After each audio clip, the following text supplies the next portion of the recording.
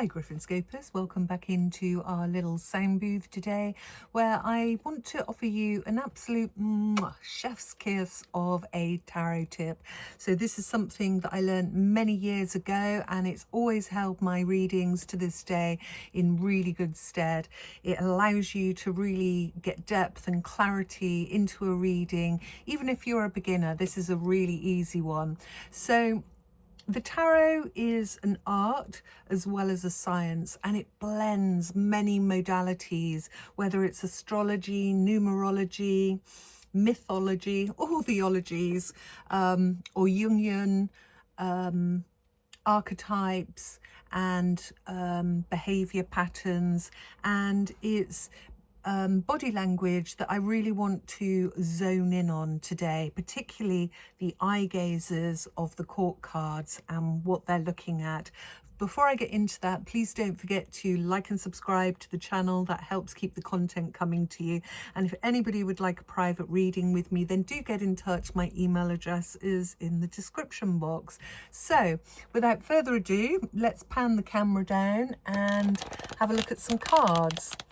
So paying attention to the eye gazes is going to stand you in good stead. Always notice where those court cards are looking and what direction of the gazes. And this can show us quite a lot. So say if we were looking at the Knight of Pentacles and the Queen of Cups, you can see that they're both looking in opposite directions, and perhaps the Queen of Cups, she might be emotionally withdrawing from the Knight, and the Knight brings obviously a practical approach, and she seems to be kind of, well, it shows that there's a misalignment in the energies and a diverging of paths, if you will. But what about if two court cards were actually looking at each other? So say it was these two, the King and the Queen of Cups. So these are very aligned energies. So they're going to be emotionally getting on. There's going to be emotional engagement between these two. Perhaps this one's writing poetry for that one's dreaming about that one. It's a really beautiful, harmonious blend there. What about if the King of Swords was, say, let's place him here next to the King of Cups? Then this could well be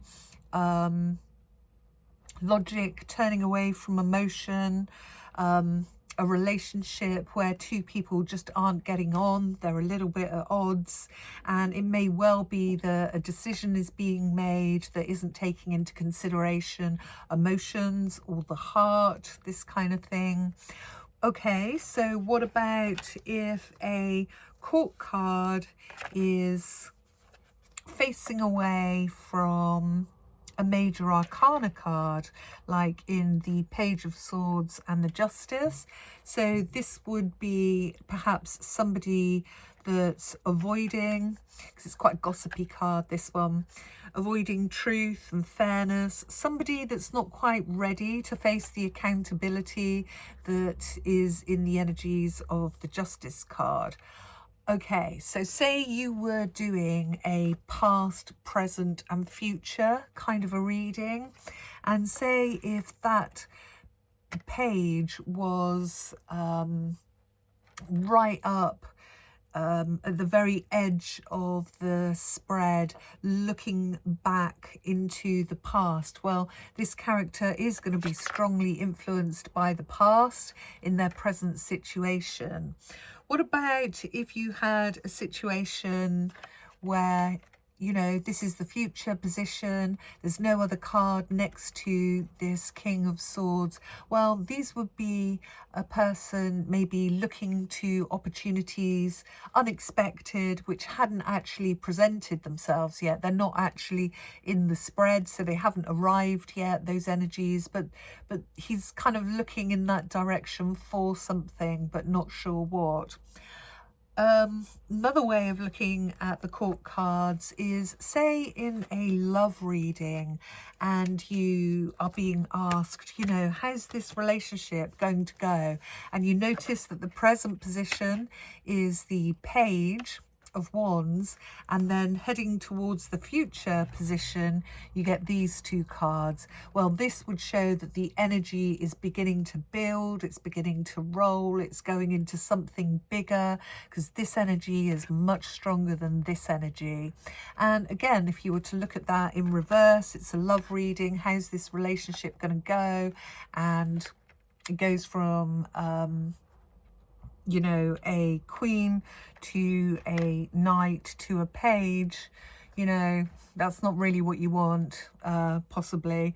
So the energy is decreasing, it's on the wane.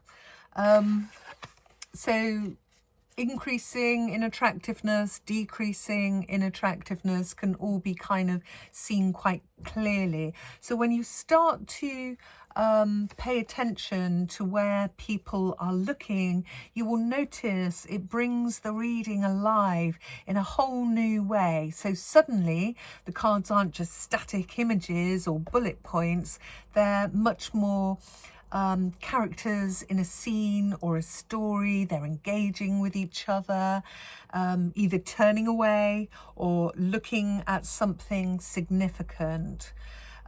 These directions can hint at relationships breaking away, or opportunities that are beginning to form. And you know, this is how body language looks within the tarot.